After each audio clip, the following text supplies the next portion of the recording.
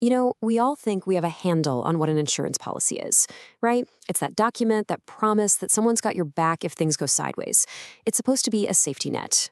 But what if I told you that behind that simple idea, there's this hidden world of phantom policies, risks on a planetary scale, and a bet on the future worth trillions of dollars?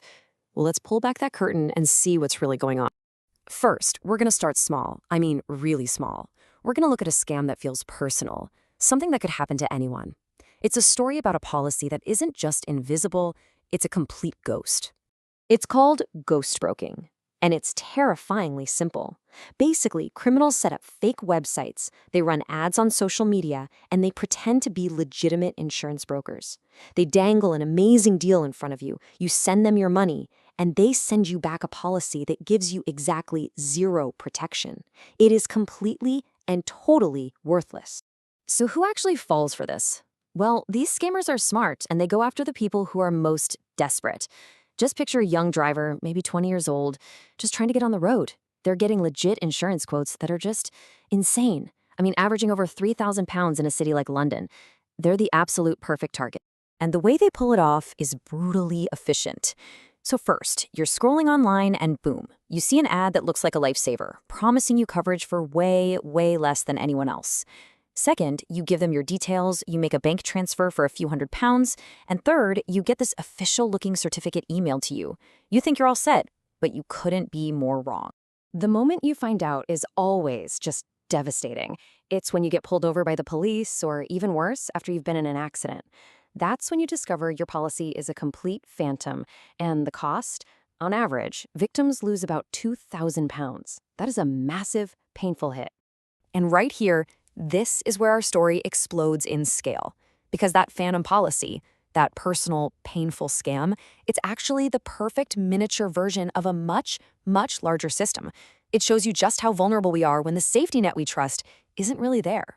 So if one fake policy can do that much damage to one person, what happens when the risks are very, very real and they cover not just a car, but entire economies?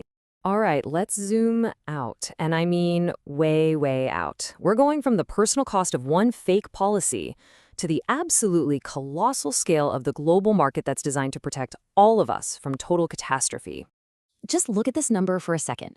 $7.7 trillion. That is the amount of money that's going to flow into insurance premiums just this year all around the world. It's a financial system so mind-bogglingly vast, it's almost impossible to even picture.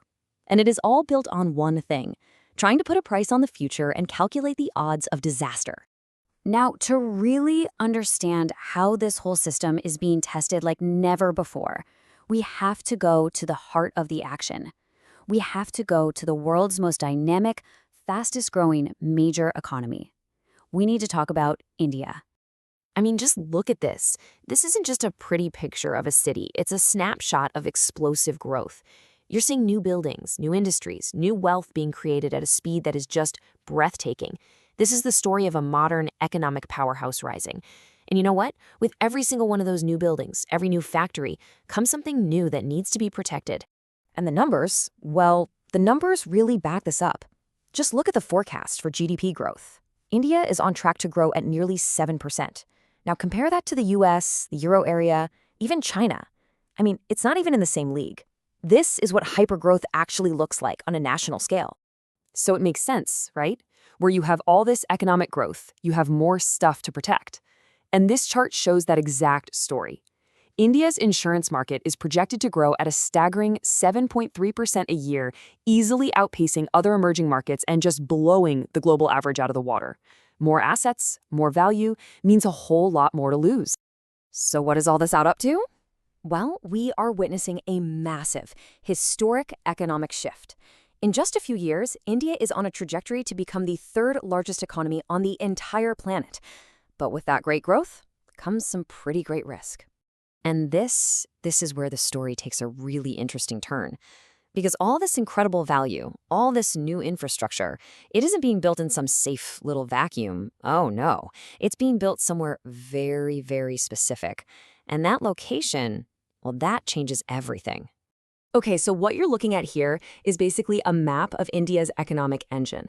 The darker the shade of pink, the more industrial production is packed into that area. You can see these incredibly dense clusters of activity, just hubs of immense value. But here's the thing. There's a second map, an invisible one, that's layered right on top of this. And here it is. This is the big reveal. On the left, you've got that map of economic value. On the right, a map of natural hazard zones. We're talking areas that are highly vulnerable to floods and cyclones. Now, look closely.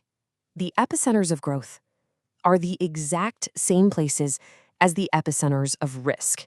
It is a perfect and, frankly, a terrifying overlap. Now, this isn't some crazy coincidence. It's a collision course. India's most productive states, its economic powerhouses like Gujarat and Maharashtra, are built right on coastlines and floodplains that are directly in the path of natural disasters.